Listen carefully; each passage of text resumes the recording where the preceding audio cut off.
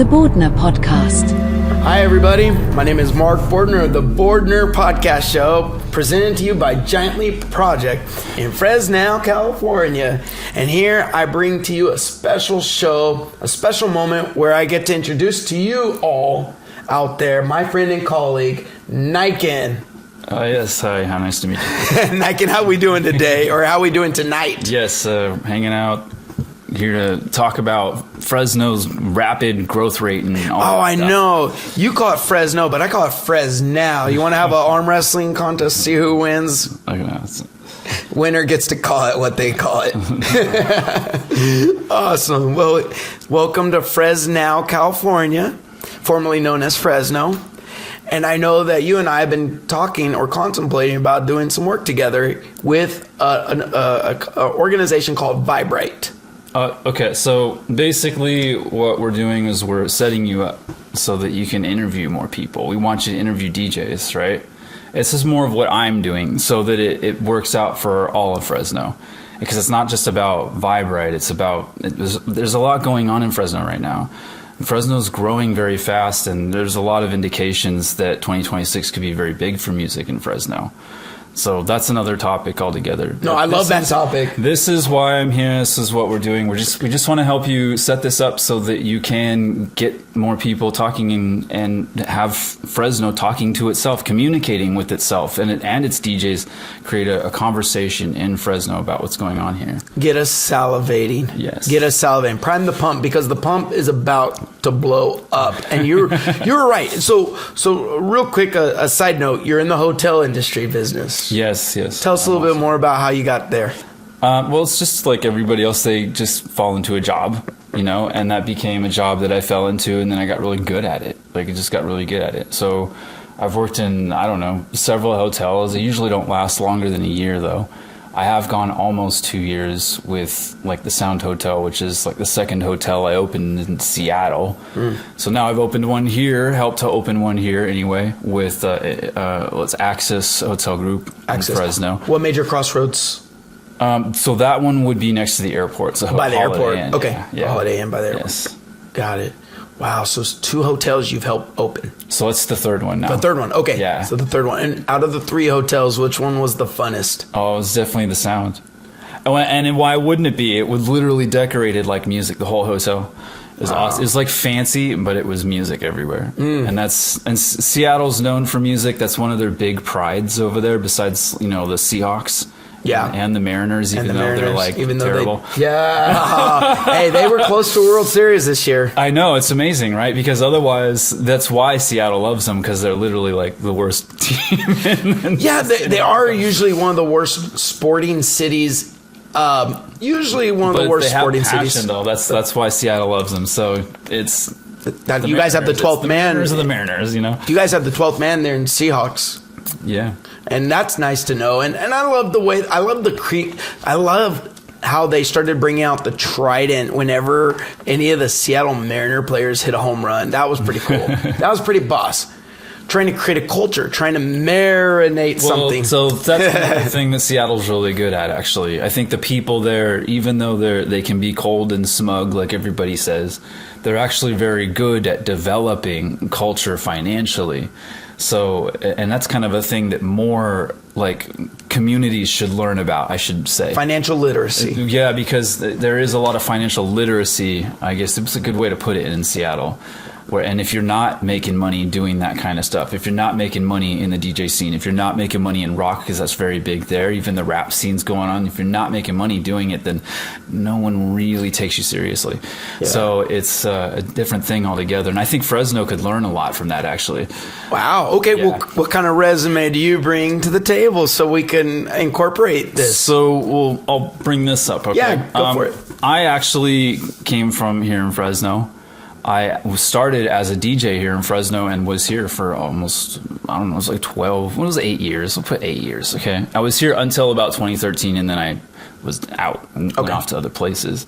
But while I was here, I was with Vibrate, and Vibrate is actually the first real DJ events production that ever really took place in Fresno. Okay. So I was there when they were there, and I just got into the whole pipeline with them and basically made it with him because it's a long story. There's a lot of history to this. That's why we have this podcast series. So let me break it all down like this. Yeah. Let's just start from the beginning, okay? It all started with DJ Jordan back in the day. It's like before the 90s even. And no one really even knew what electronic music was then other than Depeche Mode, you know, and techno was techno. Oh, you listen to that dumb techno crap. It's so repetitious, you know. That's the way it was then. So DJ Jordan bringing that kind of stuff for Fresno didn't think, so he had this show he did every year called Energize in January. Mm-hmm. And after he got older and was moving along, basically leaving the country eventually, he passed it down to Sean P, who is the owner. Shout out to Sean.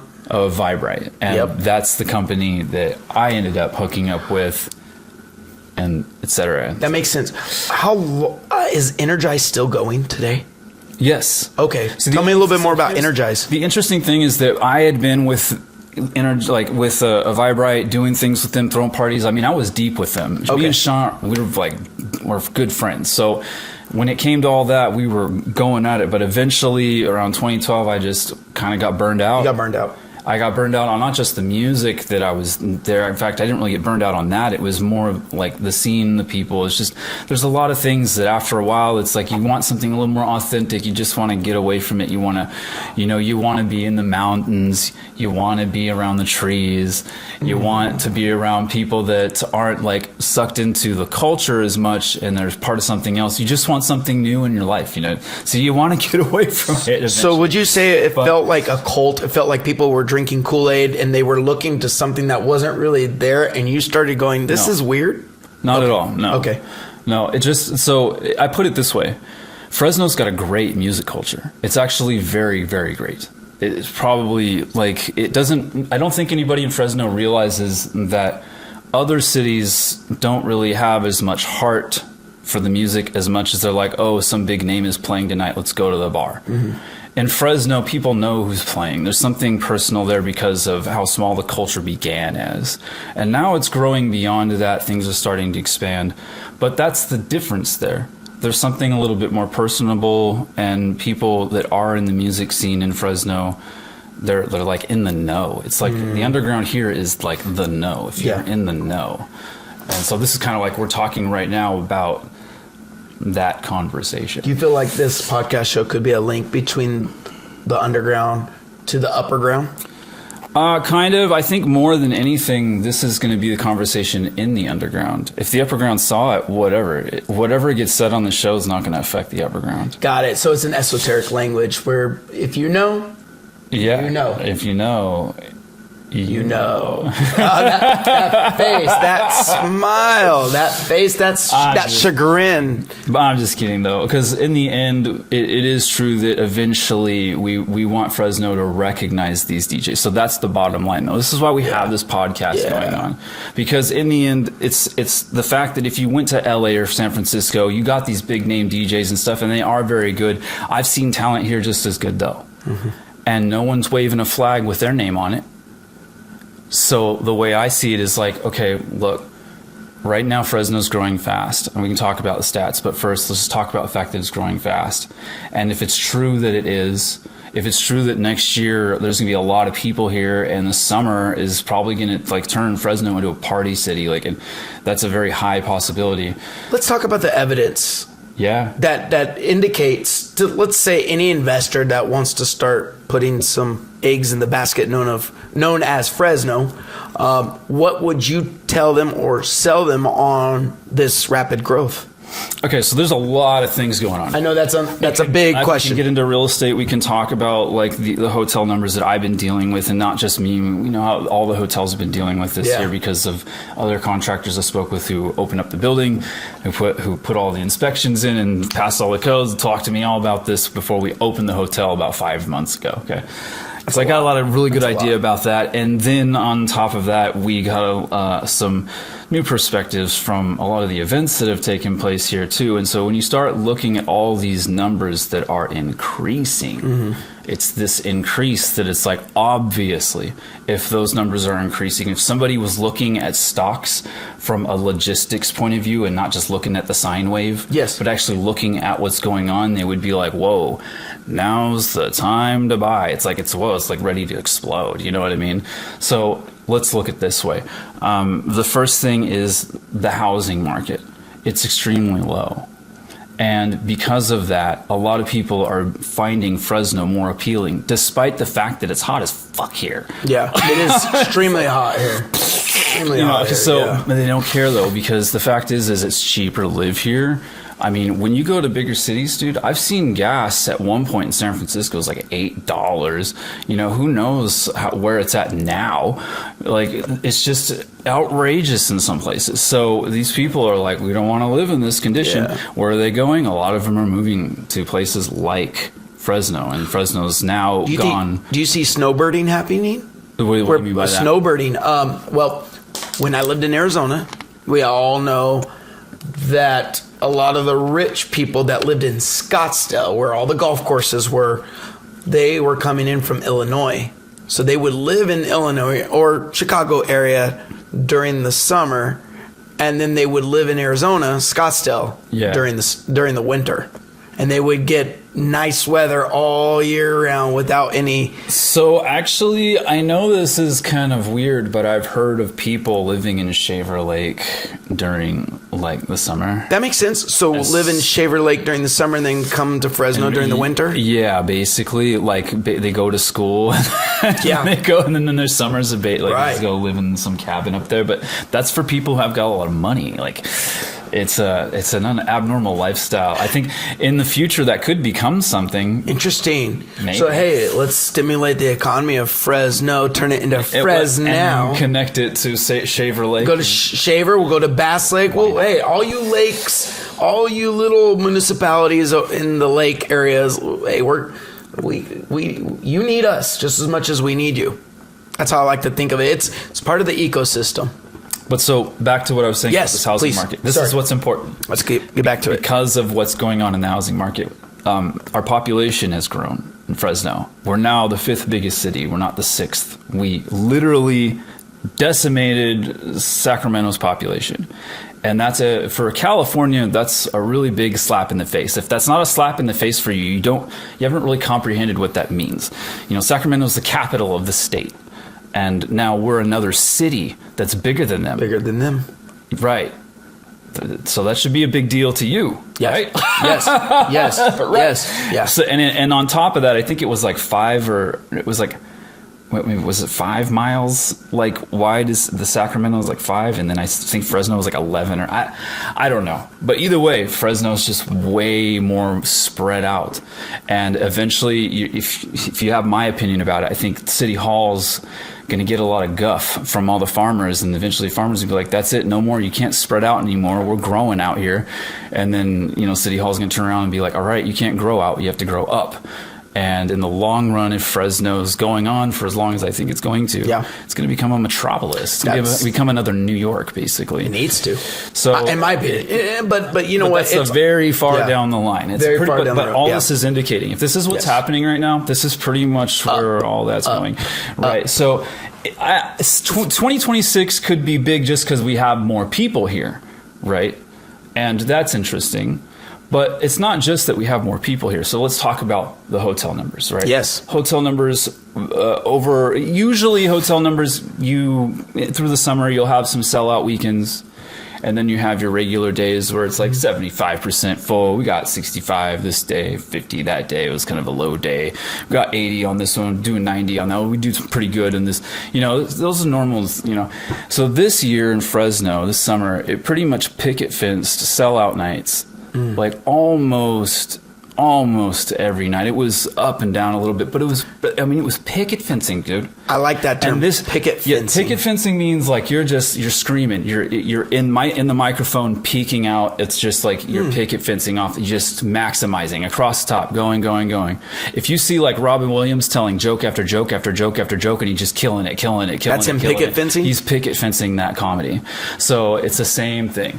And this is So this is kind of what these hotels are going through, and it's simply because it's not just that there's a lot of people here, but now that there's a lot of people here, we need a lot of people to come here to communicate, organize with the people that are here, and keep the order.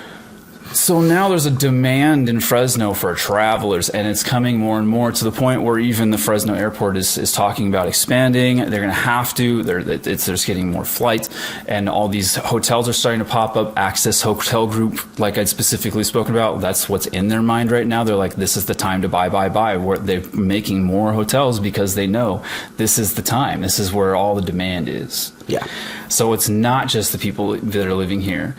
A lot of people that are coming to these hotels, they're either here for business, they're here to see Yosemite, the San Joaquin Valley, they want to go up to Auberry or somewhere in Norfolk, some nature trail stuff, right? Or they're here to see music. Now, you know what? That leads me to ask you. Yeah. Vibrite.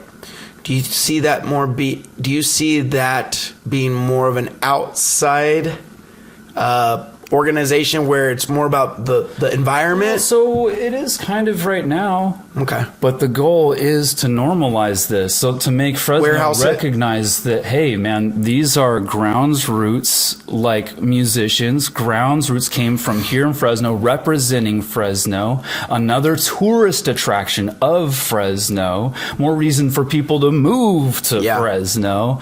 That's all that the City Hall needs to recognize, is that even though there might be problems with these events that go on, and obviously we're going to deal with that stuff, but we need to allow the musicians here to have a venue so they can represent Fresno, and it grows and grows and grows. I kind of liken it to when our fire department or the state goes up and starts fires, just so that the big fires that the controlled burn. Yeah.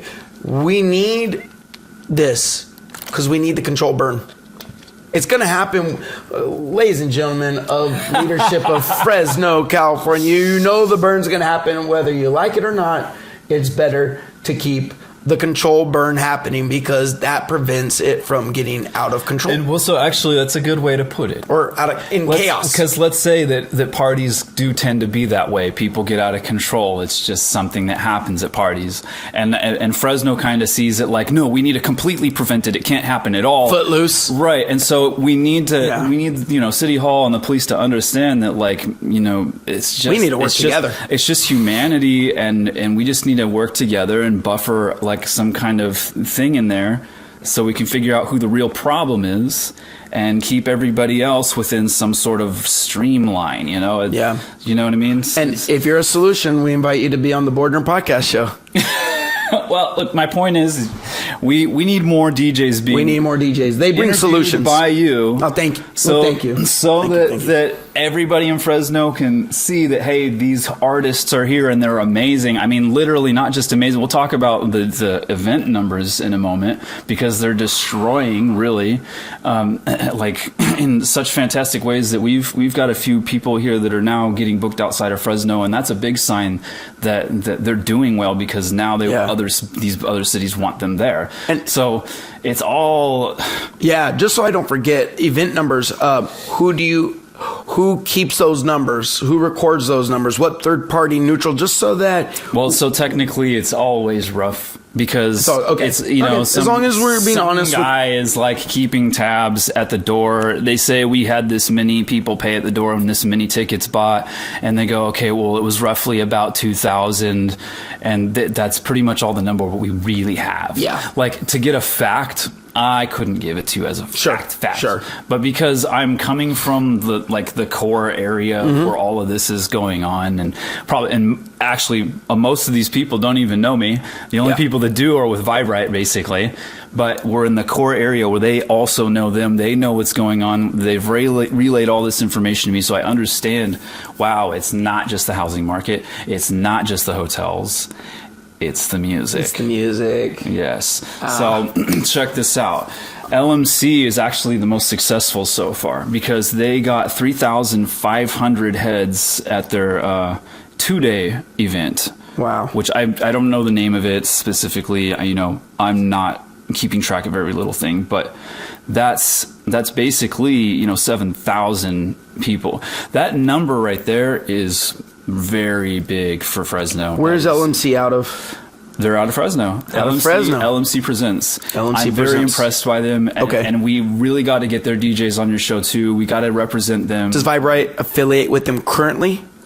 Well, so that's another thing. A lot of these different production companies do view each other as competition. Really by having this conversation Jimmy Kimmel, right now, Jimmy Fallon. Right. Yeah. But by having this conversation right now, I'm telling you that because the market is looking the way it does, it would actually be smarter if all the production companies didn't view each other as competition, but said, all right, look, you're booking your stuff on that day. All right, cool. Look, I'll just book mine the next weekend. All right, cool. I won't touch that weekend. And if they start working like this, they're all going to just build up this market. Because by summer, I'm telling you, if that's the way that goes, by summer, it's going to be a party city. Reminds me of the movie Beautiful Mind with Russell Crowe.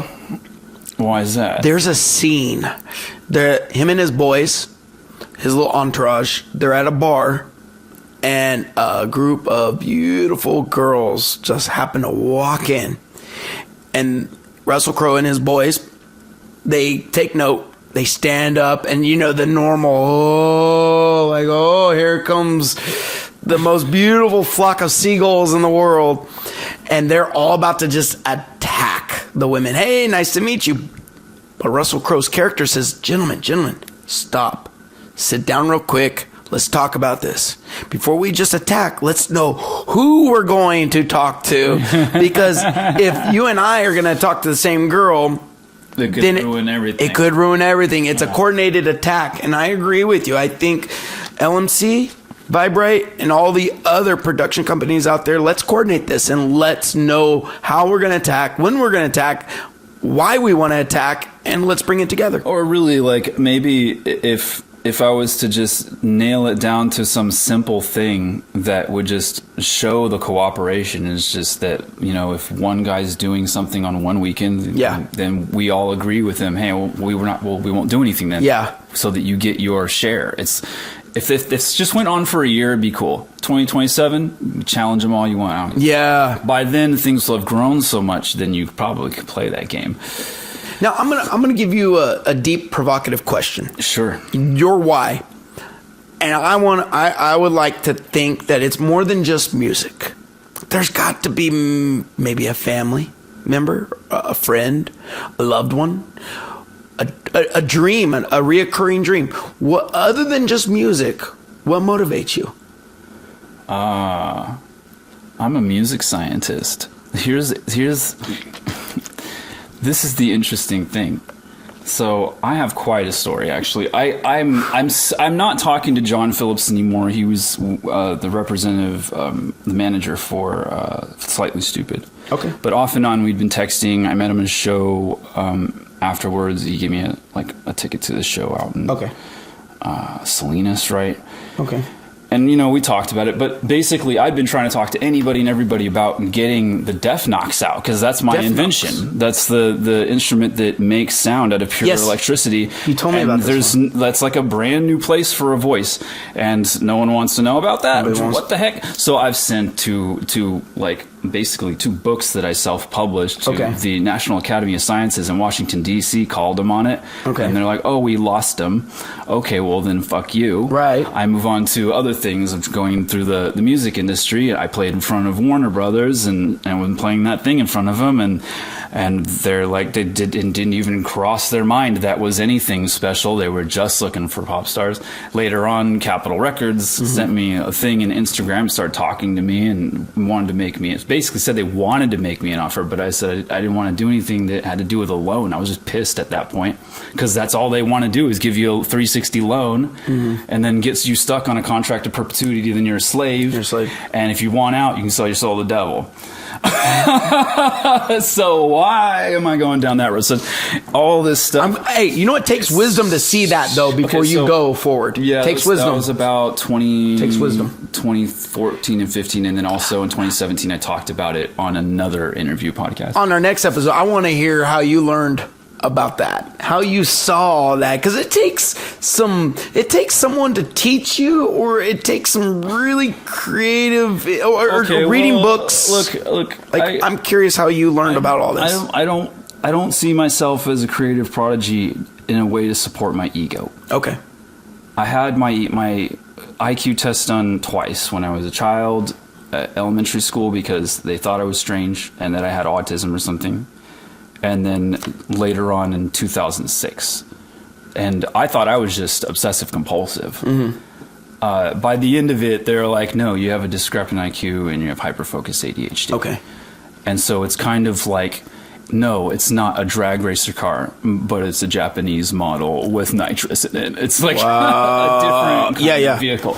So that's intense. Right. So now I view like this whole IQ test thing is like, whoa, bro, there's no such thing as genius, because like everybody's a prodigy. No one can be the everything.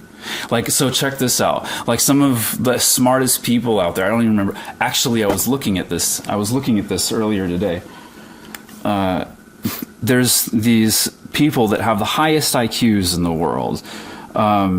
I don't even know if I can read their names. Are they all? Anan Celeste Calloway, IQ 250 out of 300, I think. Yeah. Okay. Out of 300. Out of 300. And so mine is basically 108 out of 155. But my performance IQ is 125 out of 155. So wait a minute. Yeah, so wait a minute. Like, what matters then? I'm really good at solving problems, but I'm not smart. I'm like average to you. Interesting. Doesn't make sense. The conundrum. Right? So I have they call it a discrepant IQ. All right. So now there's a Dragon de Mello IQ score of 400. It's the highest IQ score that's on record right now. Okay, a 400. But that was back in like the 1800s, 1900s, something like that. So there's people out there you've never heard of. Right now, there's a guy that has a 199 IQ, is Evangelos Katsoulis, and he's a psychiatric psychologist in Greece. Nobody knows him. And where's he at? But he's in Greece. Yeah, but what's his IQ at? Do they know? 199 out of 200. So look, there's people out there like this, and yet you're worried about Elon Musk and sending rockets to the moon? What do these people have to say? And why don't I matter if I made a brand new thing and brought it to your attention? You're just like, yeah, whatever. Yeah. I see what you're saying. Dude, it's stupid. Yeah. It proves that America is stupid because of the fact that we don't pay attention to what's smart. Because we follow the bells and whistles. Right. We like the marketing. We like to be sold. Yeah. We like to be told that we're prettier than what we really are. We're actually not pretty. We're just average. But we like to be told we're pretty, and then we just keep following that sound that says, you're amazing. And it's also kind of like intellectual tyranny, because in a way, anybody can be smart at whatever it is they're doing. Like, look at basketball. Basketball is the coolest comparison to a person that plays chess, for example, because they both use strategy. Yeah. The difference is a basketball player has to move quick with instinct in moves, knowing moves just like chess, to get around somebody, even knowing how to flip a ball into their balls just to catch it. Flip a ball under their balls. That was funny. Seriously, that was funny. This takes a serious amount of brain and hand-eye coordination. You see those globetrotters, you're looking at a very smart person. And everyone's like, oh, he's just the brawn. dude, that takes intelligence. I would like to see what would happen if like some basketball players started getting into chess and vice versa even. Yeah. Because they're not the same. You know, chess, you can take your time and think about your move, but that's what also makes you think, well, gee, if that's the way it is basketball smarter. Right. Interesting. Instinctual. Yeah. So a lot of questions about what is intelligence don't make sense to me. Yeah. No, as we get smarter and smarter, a lot of things don't make sense. Yeah. Right? It's like you learn so much that eventually you unlearn. Yeah. All these experiences, that's funny. You eventually unlearn. Yeah. You retro. Yeah, you retroactivate. Yeah. Retrograde. Wow. You know what? Okay, on that note, let's stay on Yeah, we let's, no, but that's what we're supposed to do on podcasting. Let's go down some rabbit holes and see if we can flip cup something. Yeah, for sure. Why is Vibrite why is Vibrite and you yourself pushing for my podcast show, The Bordner Show? Right. So let's just cap it, right? After everything we've discussed, now that you know that Fresno's growing fast and all these numbers are supporting that the party city may become Fresno in 2026, like it could turn into that. Now that you know that, we need someone like yourself to be talking to these people and saying like, hey, how's it going out there? What do you do? What got you into this? What's your like inspiration? Asking these questions because Fresno doesn't know. Yeah. These people just go out and play and that's all you get. Well, I want to know, like, there's this chick, she's kind of new to the Fresno scene in the last few years, Kryborg. Right. She's gotten really big. No one really knows who she is, so it'd be kind of cool. And it's time. If she just sat down and she's talk about what brought her to be inspired by her music, because it really does come from interesting places. Mm-hmm. So, yeah. So what makes you think that I will be the good link to bring to surface? Look at this guy. I mean, I know I have presence and everything, but this is not what I do. What this guy does, you're just still getting like snug with your shoe, but eventually this guy snug with the shoe, right? You're gonna do it. Trust me. Just trust me. Yeah, you know what? I do believe size.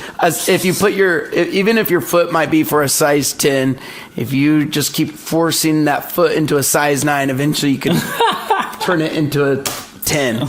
Man, hey, you know what? We're having fun. I think that's probably why you took a notice of me, is because I do like to have fun. And, you know, after this podcast show, I'm inviting you to Sequoia Friday nights karaoke. That is how we get down in FresNOW. We love to sing. If I sing any song, it's going to be one. Okay, I know that song, but man, name that tune, right? Isn't it kind of like a very sad, sadistic song? From Canada.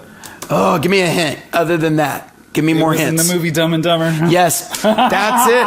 Yes, I just can't remember the name of the song, but no, I remember the song. That's funny. Dumb and Dumber. I had to do it. I'm sorry. No, yeah. Okay, so. Well, another thing, I don't want. It was so funny how you were talking about how these people from Fresno follow the bells and whistles. How do I help them become smarter so they stop following the bells and whistles and they know real and no substance? I wouldn't consider Fresno stupid, actually. Ooh. No. I just generally think of people dumb after the pandemic. Yeah. Yeah. I'm sorry. I just feel that way. But look.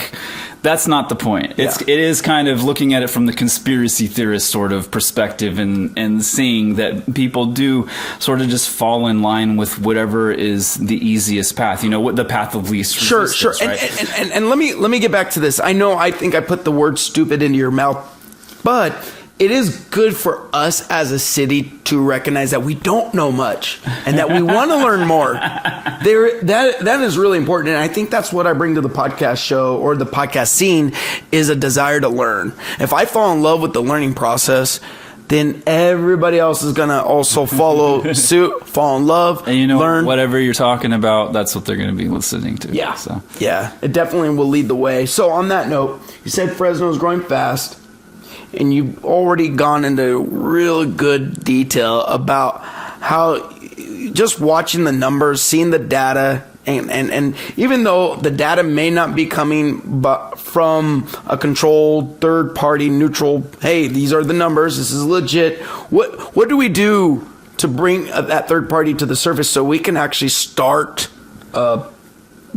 taking those numbers and really proving them? So yeah, I think just communication between the production companies would definitely help, just so that it would help just for the people that want to go and see the music, because when they see two different parties going on, it's already like a conflict. So they're like, well, which one are you going to? Like, why are you putting them through that?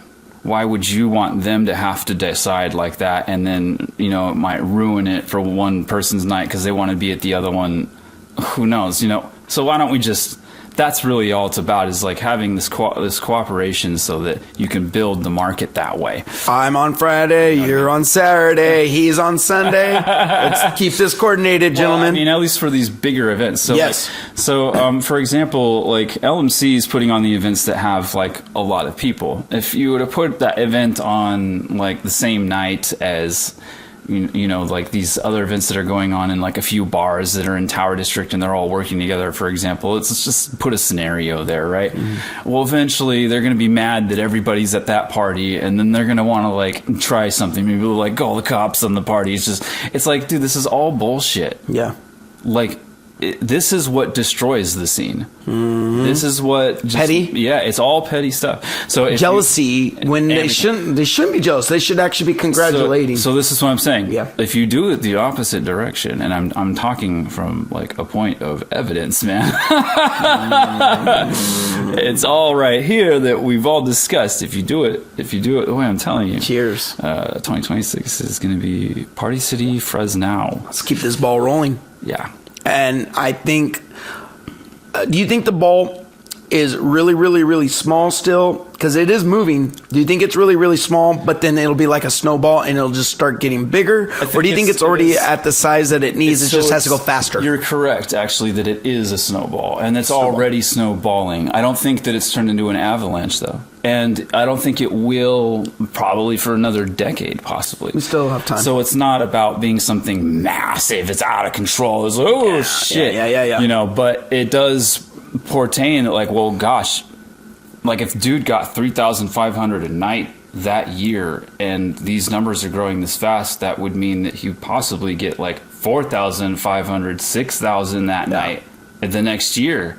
Like, because that's the movement we're seeing. Yeah. So it's not, because it is happening a little bit on a bell curve. People are looking for cheaper places to live. So where are they going? Like anywhere that's still a city, Fresno's got the price.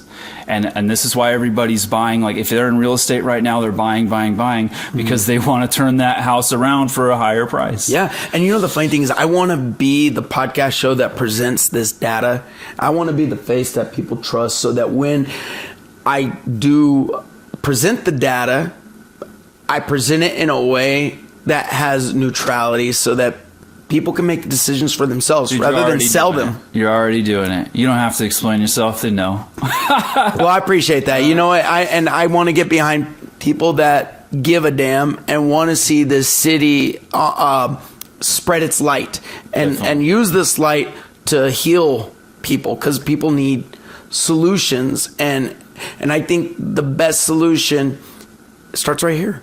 Definitely. Just keep communicating. On that note, we went through it all. Yeah. So we covered it. It's all about being creative. We have covered everything. Can you see how many minutes it was? It's already about 40 minutes. Hey, that was a good. Yeah. It didn't have to be too long. That's how it's done. Yeah. There you go. So we're good. This is your first podcast. Outro, baby. Right. You guys, you don't know how much this has changed my life, and it can change your life too. If you want to do music, reach out to my boy. If you want to do podcast, reach out to me. If you want to do a little bit of everything and just watch the city called Fresno turn into FresNOW. And also look out for Vibrite. It's going to be the 26th annual Energize in January. It's on the 17th. And right now, Sean P's talking about bringing DJ Dan. Shout out Sean. So, DJ Dan, what's up. Yep. If you know. Right. All right. On that note, the Bordner Podcast is out. And I hope you guys have a happy Halloween, because it is, October 31st, 2025. But come 2026, my boy here, Niken, says, we're moving up. Let's do this. The Bordner Podcast.